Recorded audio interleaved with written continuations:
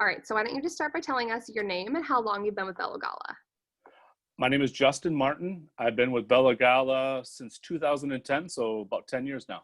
Well, that's a really long time. I think that's the longest that I've talked to so far. So, I think it's probably one of the longest tenures for sure that's Mhm. been there. That's incredible, though. That means you have all the good experience and all the good knowledge. So, Yep, I hope so. I think so. good. So, my next question for you is just what made you want to become a DJ in the first place? Honestly, it was my passion for music. I'd been a musician in my high school and college days, and I wanted to really find a part-time job to support my kids through the college education, and that's kind of that's what I do with the earnings that I get, is it goes for my kids' education. And I love music, and I feel very comfortable talking in front of people and being on a microphone. However, I do limited, obviously, on the microphone, and I don't spend all day on the microphone. It's just, making it short and sweet for announcements and things like that. But that's how, that's why I became a DJ, is for the music, B, comfortable in front of comfortable speaking in front of people, as well as, the wedding is the most important day for someone, and B, being able to, manipulate music the way it needs to be done to make sure that the events happen when they happen and are very impactful in a positive way for every one of my couples. Super cool. I love how you do this, for your kids too, and to help support them through college. That's something that, Hmm. I wouldn't say not a lot of parents would do, but like going out of your way to just get an extra job and help support them, that's really incredible. Yeah, education is expensive, as many people are finding out nowadays, and fortunately, I was able to get one through, and one's on a scholarship right now, partial scholarship. So I obviously have to spend money to get them through. So my goal is to really, as a parent, is to get them out of school without any debt whatsoever. So That's do what I incredible. can. Yeah. Well, I can attest. I went out of college, out of state for college, and it was very expensive. So I can attest Yep, to that. yep, exactly. So what instrument did you play? You said you were a musicianist in Yeah, college. What did you yeah. play? I played French horn in band orchestra. I played a little bit of keyboards and things like that for a jazz band. I played trumpet in jazz band, and as well as our drum major when we were marching band in high school. So kind of Very did cool. a lot. Yeah. Yeah, you're very well diverse, which I feel like is incredible too for a DJ because you know all sorts of things. So very Hmm. cool. So my next question for you is just, what kind of specifically interests you about weddings? Weddings, number one, it's really what I would really want to say is the culmination of your life at that point. You're marrying your best friend, and really it's about creating an experience and an ambiance to further um, accentuate what you are as a couple. And you have your friends and family there, and it's really creating those memories that will live with you, and you can reflect back 10, 20, 30 years down the road. God, that was a great time, great party. The ceremony is very impactful, but as well as a celebration of after the fact, of the families coming together. What really is what it's all about to me.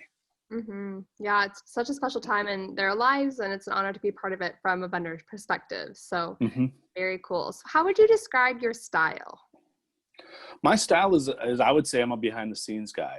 I'm one to make sure that the events that, from the photographers in place when they need to be in place. If dinner's coming, and we're in a cocktail hour, I want to make sure that the venue has the meals all set. That if they're not set, last thing we want to do is start a grand march and everyone's sitting down, and there's no meals. That has happened.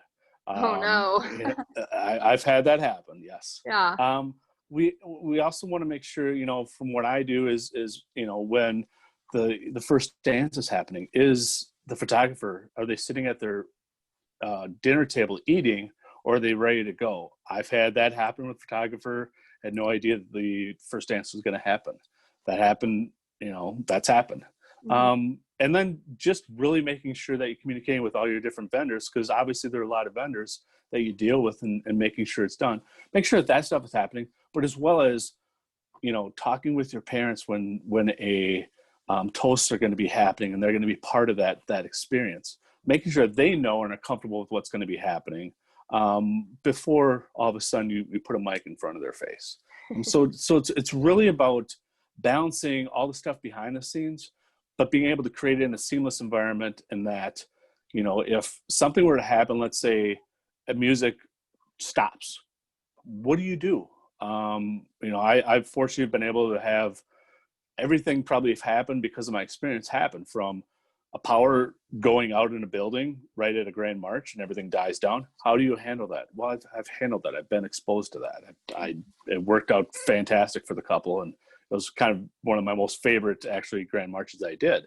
But also, if there's any issues that happen with equipment, those are things that I get to the venue far enough ahead of time that you guys would never know if things have happened. And that's kind of what I bring to the table, is that kind of my experience, but also being behind to make sure that things are right, so that you guys as a couple aren't going to notice anything. It's all seamless, and you're enjoying your day as you should. It's not about having to micromanage myself or any of your vendors. Let us as vendors make this day for you. And that's what you hire us to do. That's perfect. And I love how you said, like, I've had this happen and I've had this happen, because it's true. Like, in the industry, no wedding's the same, and you just keep learning from each wedding. So when the power went out, that's at Aboulay, actually. Oh, was right? it? Yes, it was at Aboulay, and Excel was changing a transformer or something like that. The power went out for like 30 minutes, 35 minutes. Oh, geez. Yeah, that's not great. But it actually, and that's true, it was probably one of my most memorable grand marches that I did, because of, okay, I have no microphone. I had 400 people in that room. What do you do? And it was talking a bride off a ledge, that she's about ready to come into this room, and there's no lights, there's nothing. And what we did is basically, okay, crisis management 101. I took everyone turn on their lights on your cell phones. Let's light a path. The song that they picked was a pretty popular song that everyone knew the words. I said, let's all just hum that. And fortunately, there were some people in the wedding party that were very boisterous and outgoing that could get the crowd kind of going with that. And everyone lit a pathway for the bride and groom. They danced to everyone kind of singing and humming that song on the dance floor. And then we ate dinner by candlelight at the tables at Aboulay. And then when the power came on, we kind of did it all back up again.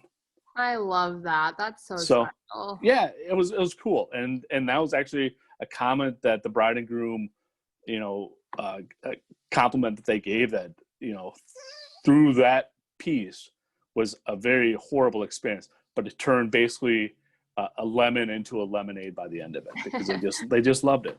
Yeah, that's perfect. And like, so many people want a candlelight dinner anyways, so like they really got it. Yep, they got it, and it all worked out fine. I love that. So, oh, sorry, go ahead. Nope, you're good. I was just going to say that my last question for you is just to tell us about some of your interests and your hobbies outside of DJing. Sure. Well, I have two boys. That one is off in his career and is getting started with that. So my wife and I are now an empty nester. I have one, that's in his career. Well, I got one that is in his freshman year in college and playing college football. And sorry about that. No, it's all right. Oh my gosh. Yeah, doesn't want to stay up. No, and I have it. Okay, there we go. And really, I enjoy going to see my son's football games. We travel a little bit in the upper Midwest and going to see that. And now that we're empty nesters, we have that. My wife and I, with all the COVID stuff, we actually just adopted a French bulldog from a rescue. And it's our third one. And so acclimating that. I recently did some volunteer pieces at Feed My Starving Children with my work. And, we're at a point where in our career in my career that trying to help and give back as much as I can is very important to me. As well as, friends and family are utmost. Obviously, with what we're doing now in the pandemic, we've had to make a lot of adjustments and trying to get creative on what we can do to make things impactful. I lost my father-in-law this year, and so that's been, throughout the COVID piece, was kind of a more difficult thing. But I guess we're talking about things that I like to do outside of work.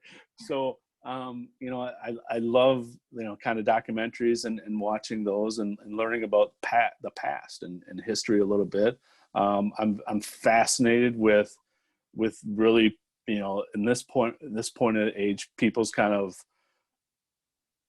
non-empathy towards a lot of situations. I like to bring a little more positivity towards a lot of different things that we deal with, and not having, I guess, a passion that I have is creating positive spins on situations that really don't need to be turned as hopeless. And I don't know if that's really a passion outside of the DJing world, but it is. And I work for a medical company during the day, and I work in the spreadsheet world and negotiating contracts with lawyers and things like that. So, my release actually of my work is, I'm on the left side during the week and on the right side during the weekend, doing my weddings and things like that, which gives me that balance and harmony to really create a good environment for not only my workplace, because I let go of, maybe that tension kind of DJing and really forming and helping people get off on their first, their first step of life with their significant other. But, I can turn back on a Monday and work it towards that next weekend. So I guess in a nutshell, I kind of went really around this, but, for further foremost, family is what I enjoy. Watching my kids grow up and seeing what they become as young men. And that has been probably the honor of my life. So, and being married for 22 years, obviously I've seen the wedding, what happens in marriage in an up and down environment and everything that happens to go. And so I feel that I help couples navigate a little bit of what to look at as they go forward. But really, I'm me. I'm very honest. I'm very what's the word? God, again, I'm going all around on this, but I value and I treasure every wedding that I've ever done, because each one is a different experience, and each one has nuances that will bring memories to the couples. But again, I went way around what I like to do outside of DJing, but no worries. It's kind of hard to explain a little bit on all that. Yeah. No worries. Well, thank you so much. You are an impeccable man, and your couples are lucky to have you as a DJ. So that's all the questions that I have for you today. But go enjoy your time with your son. I know he's home for Thanksgiving break, so go enjoy that family time. But thanks again, Justin. Thanks, Maria. Have a great holiday. Thanks, you too. Thank you. Bye-bye now. Bye.